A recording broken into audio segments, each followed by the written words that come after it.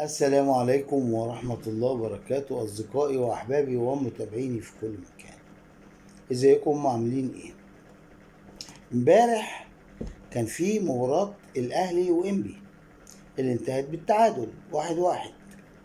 وطبعا الدنيا كلها كانت عويل وصراخ ونواح وفرح وسرور من الجانب الآخر، ويعني كان يوم مليان مليان يعني. طبعا انا ولا طلعت ولا عملت اي فيديو ولا عملت اي رياكت على الموضوع. اكتفيت بس ان انا اتفرج على الاحداث الجارية على السوشيال ميديا،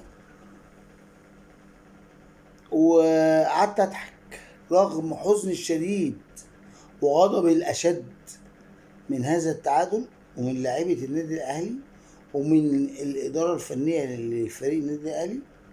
ولكن قعدت اضحك، بقيت اقول بيني وبين نفسي بقى جه اليوم يا حسن انك ترجع تاني، ترجع كذا سنة لورا وتستحمل التريقة والتحفيل لما كنت استغفر الله العظيم يا رب، لما كنت زملكاوي يعني. وبعدين قلت ايه يعني، ما الدنيا من ده على ده يعني، دايما تحفل وبعدين يتحفل عليك عادي، يعني الموضوع بقى عادي يعني. ولكن اللي مش عادي انك تلاقي جمهور زياط. مش هشتم، انا مش هغلط والله. هو جمهور زياط، احنا على الصدارة، احنا في الصدارة. انا مش شايفك يا غريم، انت فين؟ انت تحت خالص. ادلدلك السبت، طب اعمل ايه؟ طب اسوي ايه وبتاع؟ انت في المركز الكامل 15 ولا 16 ولا ايه؟ والدنيا عندك عاملة ازاي؟ الجو عامل ايه وكلام بقى، كلام من المنقي يا خيار زي ما بيقولوا. وانا عمال اتفرج، ايش بقى مش عارف، الهستيري على عبد الله السماك، على اسلام علوي، على الولد الجرحي اسمه ايه بتاع كوم الشكاير ده، ولاد كوم خفاجه يعني. طبعا الولد التاني اللي ابو دم تقيل ده، ابو حاجب مقطوع ده، انا ما بطيقوش. دمه سم ناقع زي خالد الغندور كده، فما بتفرجش عليه الا بالصدفه لو جه كده تحت ايدي، لكن انا ما بسعاش ان اتفرج عليه.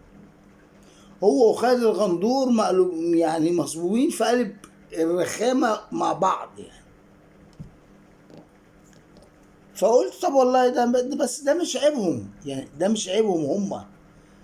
ده عيب مين بقى؟ ده عيب اللعيبه بتاعتنا، ده عيب الإدارة الفنية بتاعتنا. الإدارة بتاعت النادي حاليا ملهاش دعوة خالص بفريق الكورة، ولكن الإدارة الفنية الافتكاسات اللي بيعملها عماد النحاس لما جاب لنا الدوري اللي فات ده، آه، ربنا سبحانه وتعالى كان واقف معاه وفي ظهره.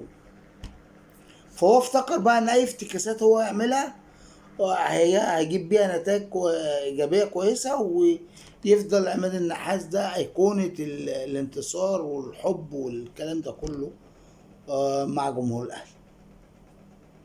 بالاضافه الى اهم شيء بقى في الموضوع، اللعيبه نفسها. يعني احنا عندنا لاعب من ساعه ما جبناه احنا بنخسر، من ساعه ما جبناه وتعاقدنا معاه ومضيناه على العقد وخد فلوس واحنا بنخسر. هو ما بيعملش حاجه غير انه بياخد فلوس بس، ويتمنظر علينا ويمن علينا ويحن علينا. هو تخيلوا كده ان هو بيمن علينا وبيحن علينا، كون ظهوره بيونيفورم الاهلي، شيرت الاهلي في ارضيه الملعب. فده شيء بالنسبه لنا احنا، يا الحمد لله رب العالمين، نبوس ايدك يا ابني، بالراحه على نفسك.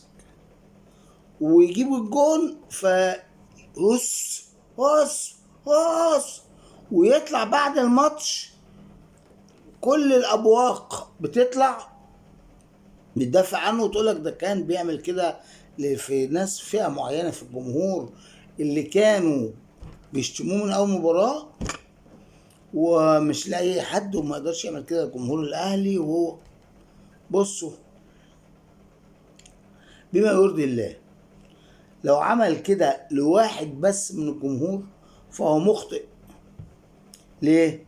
لان انا قاعد في البيت بتفرج على الماتش، شتمت تريزيجيه بدل المره 1000 مرة. كل ما الكوره تيجي في رجل تريزيجيه اشتمه بعد ما الكوره تبعد عن رجله. كان خساره على الفرقه. معرفش ليه عماد النحاس مبديه على اشرف بن شرقي ليه. يعني حتى ان كان اشرف بن شرقي بيحاول يظهر نفسه، بس مش بالشكل الفج اللي بيعمله تريزيجيه، مش بالشكل ده. تريزيجيه ما عملش غير حاجه واحده بس في الماتش، حاجه واحده بس، انه جاب الجون، ولكن للاسف لوثه بالتراب بعد ما احرزه على طول بالجيران ناحيه الجمهور، وهص هص هص هص بس. ويدوا له احسن لاعب في المباراه. ليه؟ مش فاهم، انا مش قادر افهم. واحد زي احمد سيد زيزو اللي الزملكاويه لغايه دلوقتي بيبقوا عليه بدل الدموع دم، وكل اللي بيعملوه ده مش هيشفي عليهم. يعني كل التحفيل اللي بيعملوه في الاهلي، وان الاهلي في مركز ال 15 وانقذوا الاهلي والمش عارف ايه والبتاع ده، برضه مش هيهديهم ولا هيهدي الحرقان اللي عندهم. كون ان زيزو جه الاهلي ويعني وحب يرجع يلعب في الاهلي عن لعبه للزمالك. زيزو انت حسيت بآلام في التسخين وفي التمرين، خلاص ما نزلش. برضو اصل هي العمليه عمليه طرديه يعني. جمهور الزمالك محروق ومقتول من زيزو، وزيزو كل مباراه عايز يثبت للزملكاويه ان انتوا خسرتوني. يزيد حرقهم وقتلهم لنفسهم ان هو بقى يلعب في الاهلي. فلا، انت لعبت في الاهلي خلاص، انسى بقى الفترة السيئة في حياتك اللي فاتت دي خالص. انت دلوقتي في حاجة نظيفة، فانسى بقى القرف اللي انت جاي منه، والعب للحاجة النظيفة. تعبان ملعبش الا اذا كنت فت 100%. اليو ديانج، مش عارف ده مثلا، يعني هقول ايه، ده المدير الفني هو اللي حطه في مركز 8؟ لا يا جماعة، لغاية دلوقتي انا بقول اهو، دلوقتي بقول انا راجل بلعب كورة، نزلت الملعب، المدرب او المدير الفني قال لي انت تلعب 8 وانا بلعب 6. معلش يا كابتن، مش هقدر العب 8 لان انا ما اعرفش ايه، مش هقدر اثبت كفاءة في 8، او غير كفء ان او غير جدير ان انا العب في مركز 8 او في مركز 10 او في اي مربع من المربعات غير المربع بتاعي ده او ده. بس ده مش تقليل مني، ده اللي هيجيب نتيجة لفرقتي، ده اللي هيعمل عائد كويس لفرقتي. لكن انزل المدير الفني قال لي العب في كذا، طيب بعدين العب وخلاص، ايه ده؟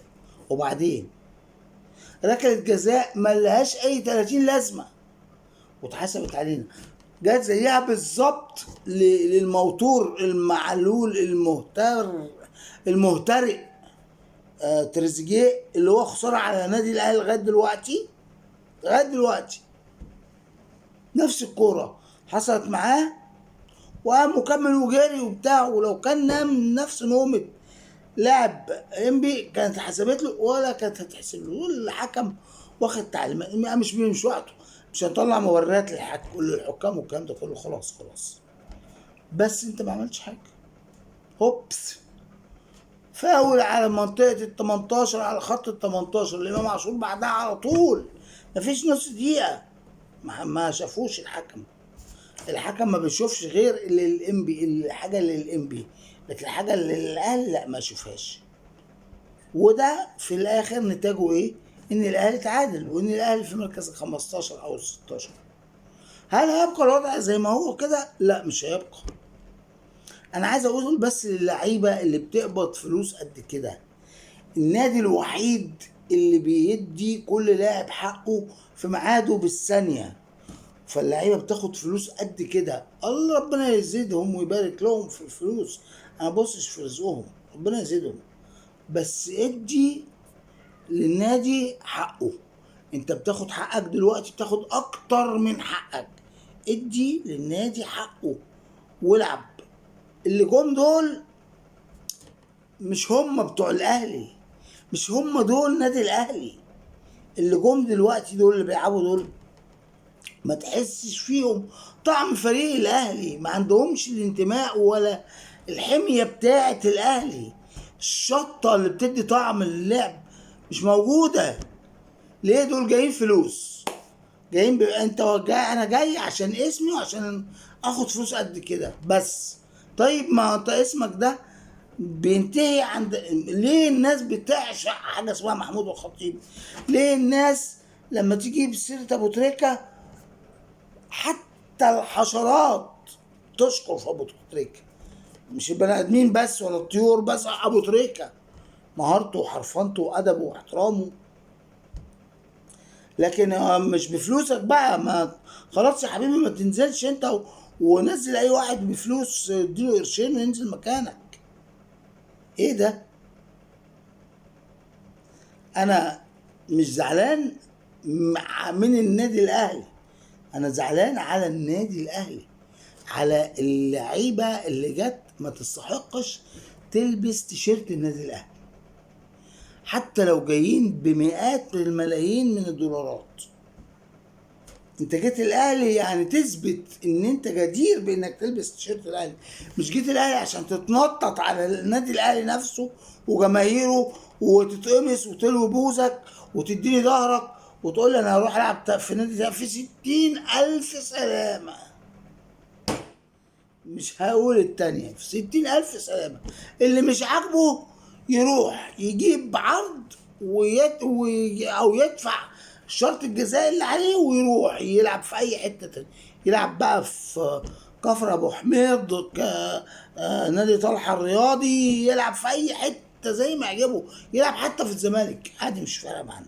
والله ما فارقه، والله ما فارقه. امام عاشور لو عايز يرجع الزمالك ادفع يا ابني على الشرط الجزائي واتكل على الله، مع السلامه. تريزيجيه شايف ان هو كبير على الاهلي وان هو بيمن على الاهلي بوجوده في وسط صفوف الفريق، ادفع يا حبيبي ومع السلامه. بالسلامه، احنا مش فارقه معانا. احنا عندنا ناشئين تعمل تاريخ كبير للنادي الاهلي فوق تاريخه من غيركم.